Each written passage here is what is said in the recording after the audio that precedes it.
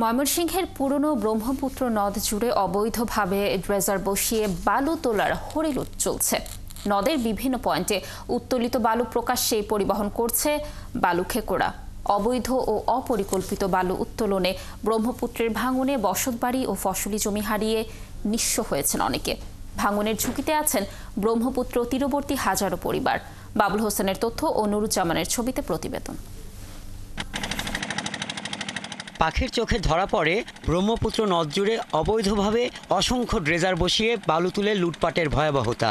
ময়মনসিংহ সদরের খাগডহর ও কিসমত এবং ঈশ্বরগঞ্জ উপজেলার মরিচার চরসহ ত্রিশাল, গৌরীপুর ও গফরগাঁওয়ের ব্রহ্মপুত্র অংশে এভাবেই তোলা হয় বালু।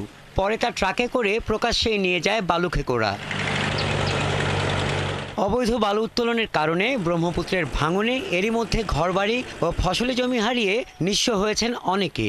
ভাঙনের ঝুঁকিতে নদ তীরবর্তী হাজারো পরিবার। বালু পরিবহনের সময় ধুলোবালিতে বাড়ছে শ্বাসকষ্ট সহ নানা ব্যাধি। প্রতিবাদ করতে গেলে নাজেহাল হতে হয় বালু খেকোদের হাতে। নির্দিষ্ট কোনো একটা জায়গা হোক, ওদিক দিয়ে বালু উত্তোলন হোক, সবাই মানে সাফার করবে। ধুলা বালু, রাস্তাঘাট, স্কুলে ছেলেমেলে স্কুলে যাইতে পারে না। গুরুস্থানের ভিতর দিয়ে টাজারের পাইপ নেই, তখন আমরা বাধা দিলে বাড়িতে আসে মারবার লাগে। আমরা ঘর বাড়ি ফসলের জমি সম্পূর্ণ নদীতে আবার বিলীন করে দিয়েছে। সরকারের কাছে আমরা দাবি করে যে এখানে যে অবৈধ যে বালু তোলা হইতেছে, এই বালু তোলা বন্ধ করুক। অভিযোগ আছে স্থানীয় প্রশাসনকে ঘুষ দিয়েই চলছে অবৈধভাবে বালু উত্তোলন ও বেচা বিক্রির কারবার। বালু শ্রমিক ইউনিয়নের সভাপতি বলে এই বাজারে কিংবা দোকানে চা স্টলে বসে আছে আমরা অত টাকা দেই, এলাকাবাসী এই আমাদের সাথে কোনোভাবেই পারবে না। ডিসি প্রশাসনের কাছে আমরা গেছি, তারা খালি মুখে বলে যে আমরা এটা দেখবো বা এটা করবো, কিন্তু তারা এইসব কোনো পদক্ষেপ নেয় না। যদিও স্থানীয় জনপ্রতিনিধি, রাজনৈতিক নেতৃত্ব, সুশীল প্রতিনিধিরা বলছেন প্রশাসন চাইলেই অবৈধভাবে বালু উত্তোলন বন্ধ করা সম্ভব। নদীর উপর যত জায়গা আছে প্রত্যেকটা জায়গাতেই বালু তুলতেছে। যেমন ময়মনসিংহ শহরের নিচেই ওই যে বালুঘাট বলে হয়, প্রত্যেকটাই তো অবৈধ। নদীর পার কেন্দ্রিক কিছু গরিব মানুষ বসবাস করে বা কিছু প্রান্তিক চাষি, কৃষক, এরা বিভিন্নভাবে নদী যদি ক্ষতিগ্রস্ত হয়। এখন যারা এটার দায়িত্ব থাকে তারা এতই প্রভাবশালী যে সরকারি কর্মকর্তারা পর্যন্ত তাদের এটাকে প্রতিহত করার সাহস পায় না। ব্রহ্মপুত্র নদের বালু হরিলুট বন্ধে স্থানীয় প্রশাসনের কার্যকর ও দৃশ্যমান পদক্ষেপের দাবি তুলেছেন ভুক্তভোগীরা। হাসান আহমেদ, ৭১। দর্শক, ময়মনসিংহের ব্রহ্মপুত্র নদে অবৈধ ড্রেজার বসিয়ে বালু উত্তোলনের খবর জানাতে আমাদের সাথে যুক্ত হচ্ছেন সহকর্মী বাবুল হোসেন। বাবুল, অবৈধ ড্রেজার বসানো নিয়ে এলাকাবাসী কি বলছে, আর এর বিরুদ্ধে প্রশাসন থেকে কি আদৌ কোনো ব্যবস্থা নেওয়া হয়েছে কিনা জানাবেন আমাদের। লাবণী, প্রশাসন থেকে মাঝে মধ্যে তারা অভিযান পরিচালনা করে, কিন্তু যারা স্থানীয় এলাকাবাসী তারা মনে করেন আসলে এটি লোক দেখানো ছাড়া আর কিছুই নয়।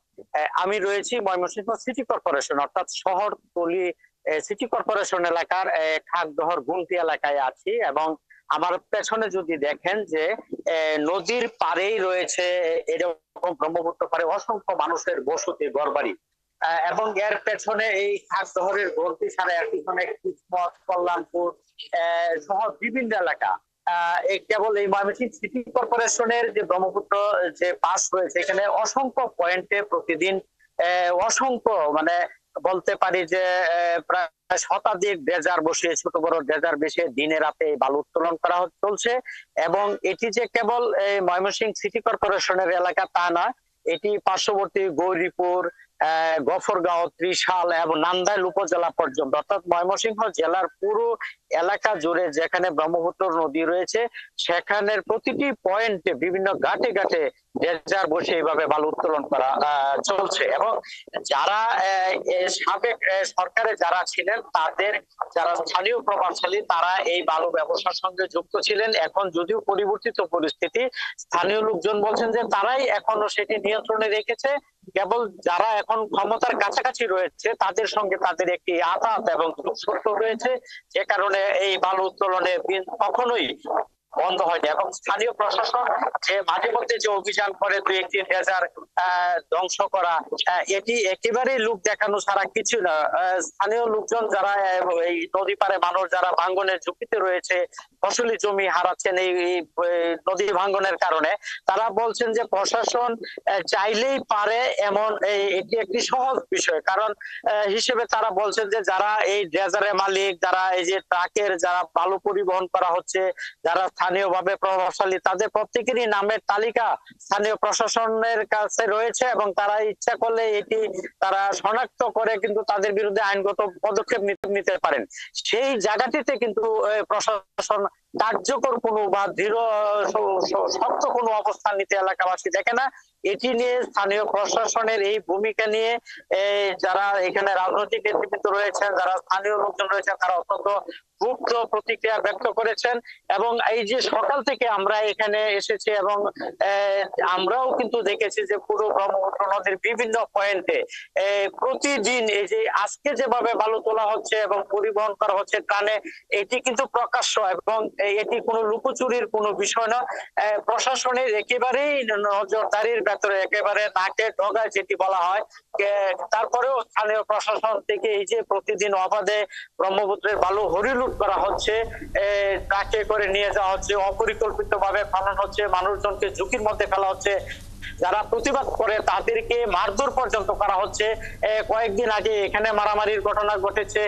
আমরা ঈশ্বরগঞ্জের মরিচারচর এলাকা, যেখানে কয়েকশো মানুষ এই যারা বালু উত্তোলনকারীদের সঙ্গে সংঘর্ষে লিপ্ত হয়েছে। তো এই যে প্রতিবাদকারীদের উপরে এইভাবে হামলার ঘটনা ঘটছে, মানুষজন আহত হচ্ছে, তারপরেও যে প্রশাসন চাইলে যেভাবে প্রতিকার নিতে পারে, তাদেরকে আটক বা গ্রেপ্তার করতে পারে যারা এই বালু বাণিজ্যের সঙ্গে যুক্ত, সেই ব্যাপারে কিন্তু তারা পর্যাপ্ত এবং কার্যকর দৃশ্যমান কোনো পদক্ষেপ নিতে। বাবুল, ধন্যবাদ। আমরাও আসলে আশা করছি এই সমস্যার আশু সমাধান হয়তো প্রশাসনের মাধ্যমে খুব শীঘ্রই হয়তো পাওয়া যাবে। ধন্যবাদ আপনাকে আমাদের সাথে যুক্ত থাকার জন্য।